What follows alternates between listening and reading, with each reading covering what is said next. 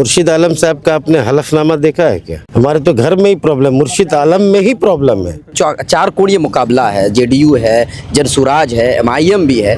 तो आपको इस बार क्या लगता है कितना टफ मुकाबला हो सकता है? बी टीम है भाजपा की, दूसरी तरफ एक ऐसी पार्टी है जिससे अपने षड्यंत्र से, अपने करतूतों से केंद्र में जो है भाजपा को बैठा के रखा है। उनके घर में ही प्रॉब्लम है। एक भाई को दूसरे भाई का सपोर्ट नहीं मिलता है, माँ का वोट एक भाई को नहीं मिलता है। 4 लोग एमआईएम से आरजेडी में गए थे, 3 लोगों का टिकट कट गया है। और आपने किस तरह से अपने टिकट बताए? लोग कह रहे हैं कि भाई साहब किस तरीके से खेले कि उनको टिकट मिल गया, 3 लोगों को टिकट नहीं मिला। इस पर आप क्या कहना चाहेंगे?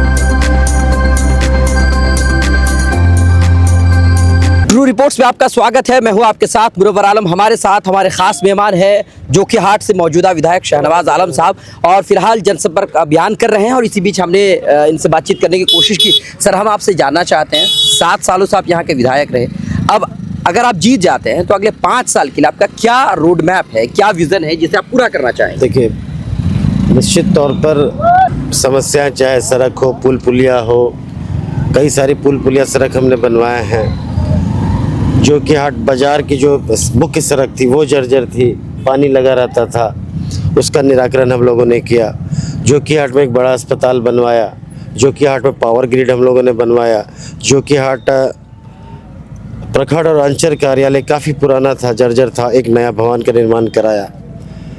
अभी जो है सबसे बड़ा समस्या जो है वो प्रतिवर्ष जो नेपाल से पानी आता है, और वो फ्लैश फ्लड के रूप में 24 घंटे 48 घंटे रहता है। बकरा नदी है, आपको कनकई है और परमान है। इन नदियों के किनारे जो लोग रहते हैं, तो जिस स्तर पे ग्राम सुरक्षात्मक कार्य होना चाहिए वो नहीं हो पाता है, क्योंकि पिछले 20 वर्षों से जो है, अगर चंद महीने हटा दे तो जदयू और भाजपा की सरकार थी, और हमेशा उन लोगों ने जो है क्या बोलते हैं उसको, अनदेखा किया है। जिस स्तर पे काम होना चाहिए, जितने जगहों पे होना चाहिए, वो नहीं हो पाता है। तो हम लोग की प्राथमिकता होगी कि बार पूर्व जो है ग्राम सुरक्षात्मक कार्य जिन जिन गाँवों में ज़रूरी है वो अच्छे तरीके से और स्थायी तरीके से काम हो। अच्छा सर, मैं एक सोशल मीडिया पर एक पोस्ट देख रहा था जो आपकी तारीफ में उन्होंने लिखा था, और उन्होंने एक शब्द भी लिखा है कि शहनवाज आलम साहब जो है मसीहा हैं।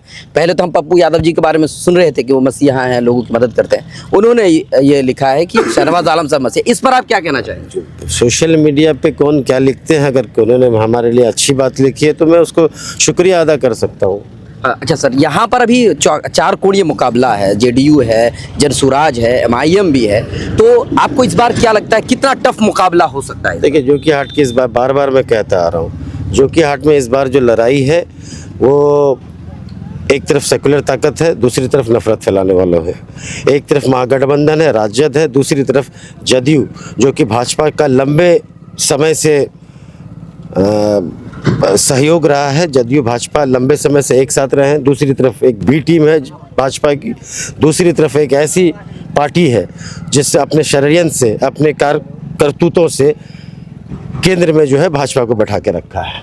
तो मुझे पूरी उम्मीद है जोकीहाट की जनता, आम आवाम जो है, सेकुलर ताकतें, महागठबंधन की तरफ उनका रुझान है, और पिछले 20 वर्षों से जो जदयू भाजपा की सरकार है उसको खार फेंकने का मन पूरा बिहार ने बना लिया है, और आने वाले दिनों में तेजस्वी जी बिहार के मुख्यमंत्री बनेंगे। सर, मुर्शिद आलम साहब ये कहते हैं कि उनके घर में ही प्रॉब्लम है। एक भाई को दूसरे भाई का सपोर्ट नहीं मिलता है, माँ का वोट एक भाई को नहीं मिलता है। इस पर आप क्या कहना चाहेंगे सर? मुर्शिद आलम साहब का आपने हलफनामा देखा है क्या? हमारे तो घर में ही प्रॉब्लम, मुर्शिद आलम में ही प्रॉब्लम है। कई दर्जन केस है, उसका कौन जवाब देगा? कौन जवाब देगा?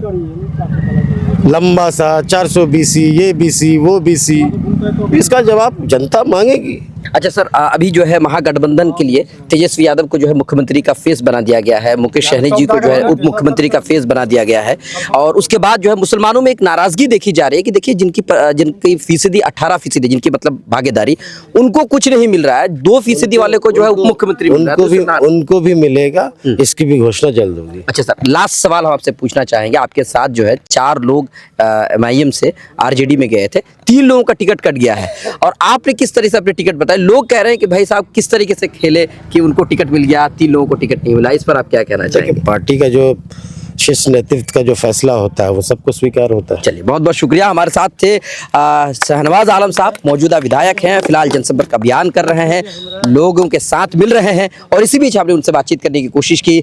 अभी तक के लिए इतना ही, बहुत बहुत शुक्रिया। आपको कैसी लगी ये उनकी बातें, आप हमें कमेंट कर सकते हैं। लाइक शेयर फॉलो नहीं किया है तो जरूर करें।